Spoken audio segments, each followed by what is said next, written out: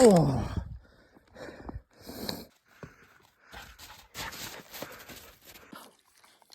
Oh.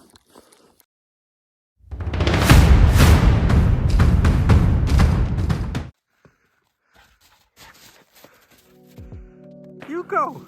Luna and I are about to embark on our first backcountry skiing adventure into the wilds of the Adirondack Mountains.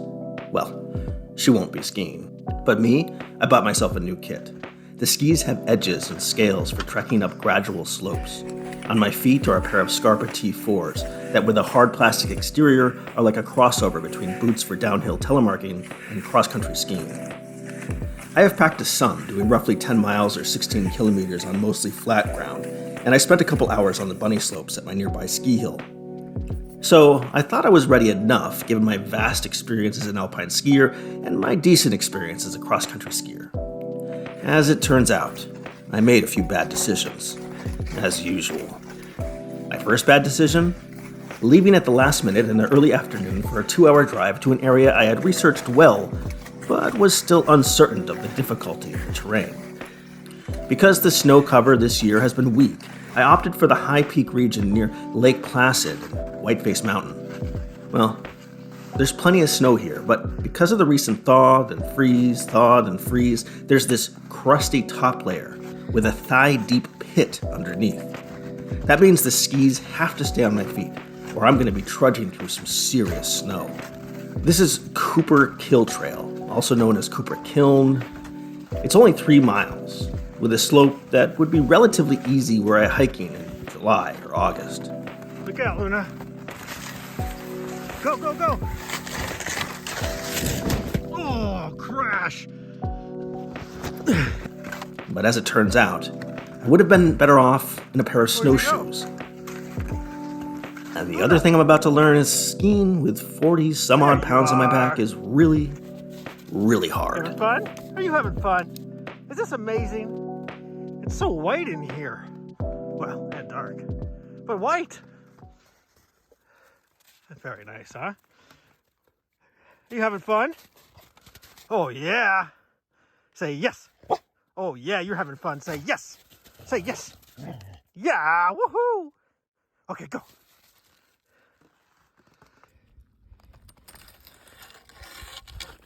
Pretty deep. So, unfortunately, my shelter is full of snow, and I was a little worried about that. When I looked at the pictures, I thought it looked pretty exposed to the pond here, which meant snow drifts. So I gotta figure this out. Luna's freezing, so I need to get her in her sleeping bag. That's my priority number one.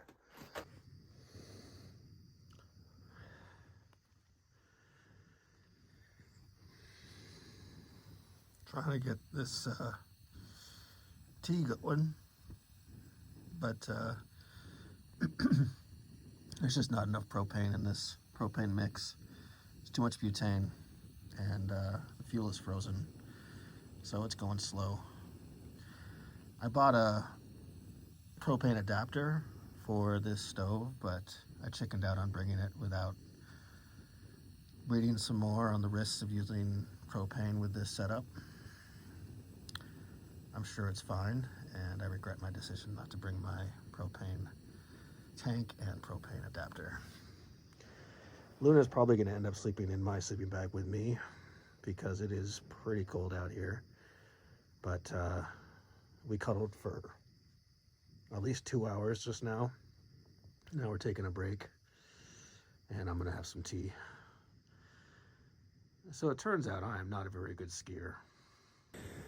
I fell several times while skiing on the downhill parts. It turns out that telemarking, just not something I'm really practiced at, is extremely difficult with about 40 pounds on your back. I've managed to completely bend one of my poles. I'm going to try to fix it in the morning, but I don't have much hope.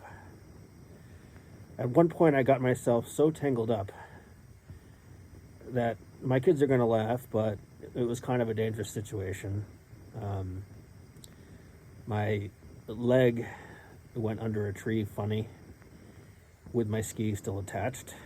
My other foot was on the other side of the log because I was trying to step over it. Apparently that was a terrible idea. I ended up on my back, my foot twisted. Somehow I didn't get injured, but I was stuck for a good half hour trying to get myself untangled. So it was a learning experience. Unfortunately, I have a nearly 3-mile ski out downhill. And I'm very concerned about how that's going to go in the morning. But for now, I'm going to drink some tea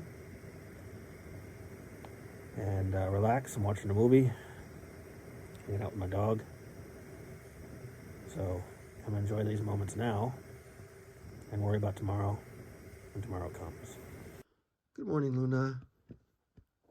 Did you get some sleep? How do you feel? Do you feel anything? No. You're fine. You stayed in your sleeping bag all night. Yeah. Are you happy? You ready to get going already? Yeah. Should we show everybody the view?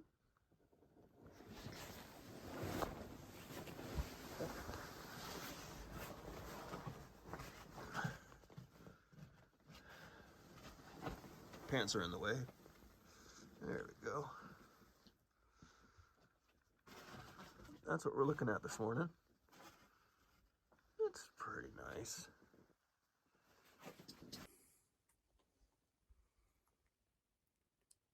You ready to go, Luna? You're not cold? No, you're not cold. You're going out into the snow.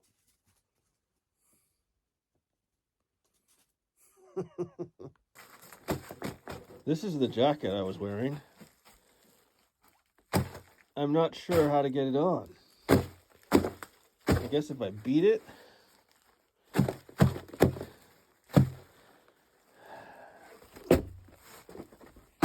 My jacket can officially stand up on its own. I am a little concerned about this because I really need to wear it. And I don't feel like I want to build a fire here. Especially considering everything's covered in snow and ice. I don't really think a fire is a reasonable option. So I really love the Outdoor Boys YouTube channel in Alaska, where I believe it's colder than it is here. And now I have a new appreciation for what he goes through to make those videos. I've been winter camping before, but whoo, this is bad. My pants also can stand up straight. I'm leaning it up against the wall like wood. I am in a crappy situation because I have just a mere 3 miles to go, but I am not going to do it in tights. Yeah, at least we get some beautiful views. Look at that light. That is special.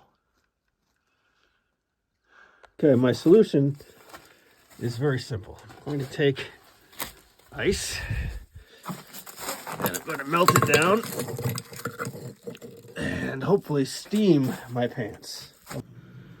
So my hope is, I got one pant leg sort of on.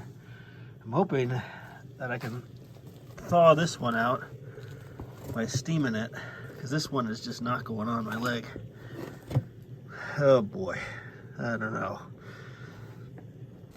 I put Luna back in her sleeping bag because it's a little cold and she was shaking, but she's better in there. I'm trying to at least get this hoodie thawed out. Even if I can't wear my jacket, I can at least wear a second hoodie, because right now I'm bare-chested underneath a single hoodie. This is because I rush. I do things at the last minute. I don't plan. I sort of just go. And this is what happens. I just noticed there's a thermometer here. It's about what, 15 degrees, I'd say? Around minus 10, minus 11. A bit colder than I expected. I did manage to get my bag all packed up, and I got dressed. It required some steaming. I steamed my hoodie, my gloves. I made a mistake of not putting my good gloves in my sleeping bag to keep them warm, so I'm going to regret that error. I need to get moving, because this dog is a little bit cold and she's ready to go. That is a big bag. I got it to carry my winter sleeping bag in. 65 liters. Got it used for 60 bucks ish. And it's huge. Very hard to ski with. But I got to get home. So I made it this far. Might as well keep going.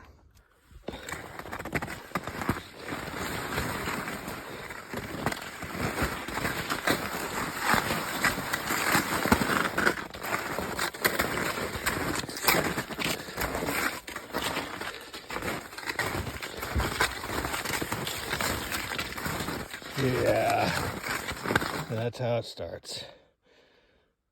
Well, ladies and gentlemen, I'll be sidestepping because I just don't have it in me to bomb down between these trees and all those bumps. Wish me luck.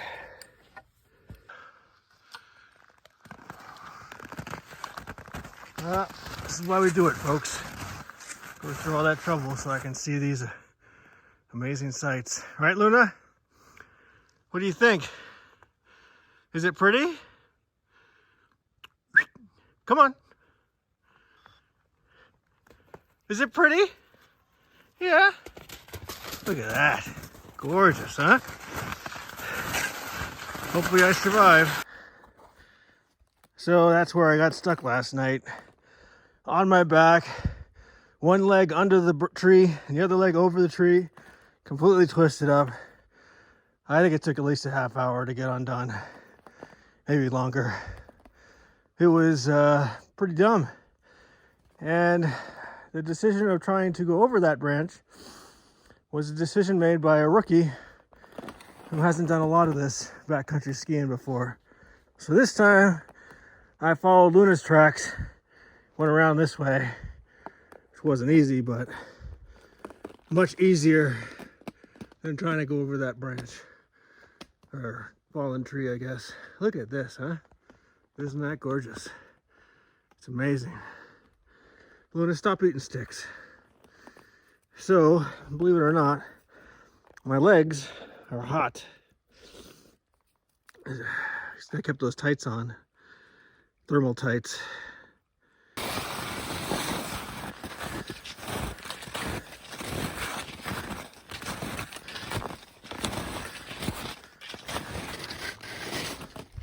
See, these are the situations I get myself into where I'm just jammed up.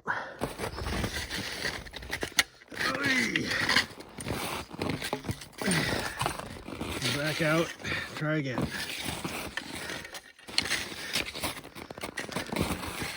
There we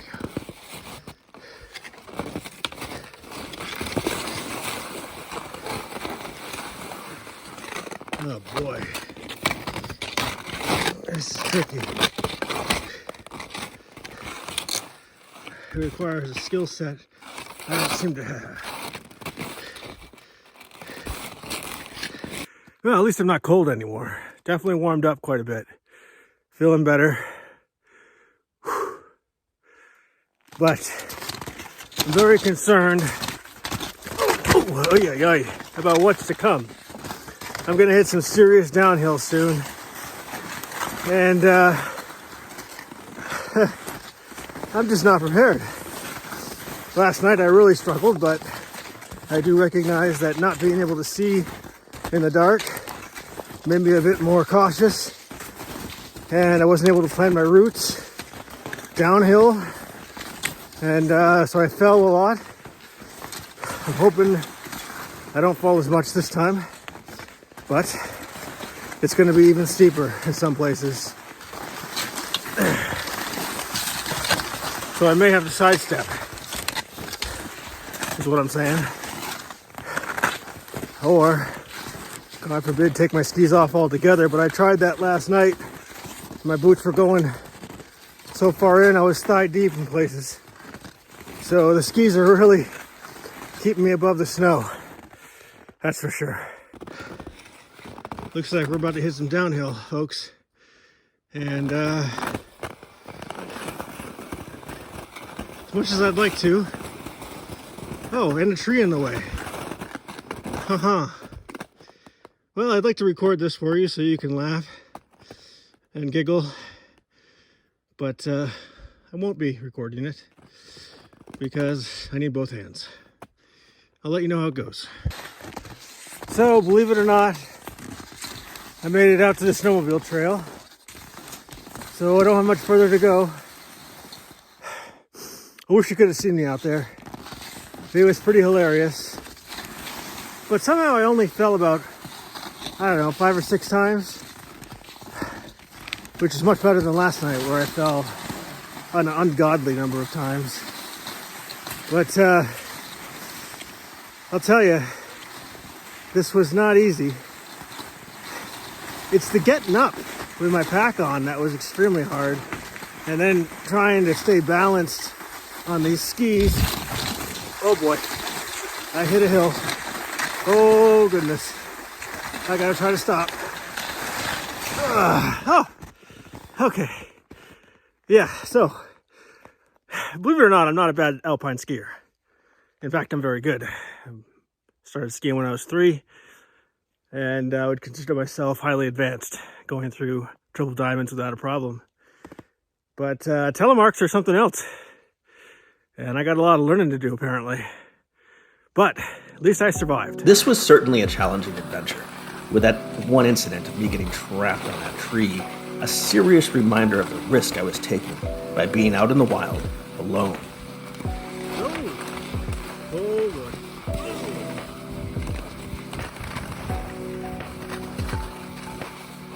Oh, you're just gonna get behind me? Smart dog.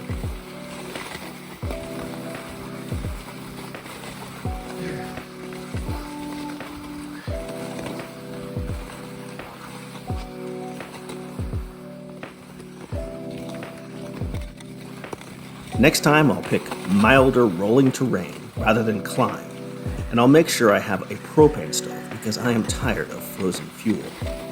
Overall, it was fun, and Luna had fun too. And I like that feeling of accomplishment. I had an adventure, and I have funny stories to tell. That makes it worth all the trouble.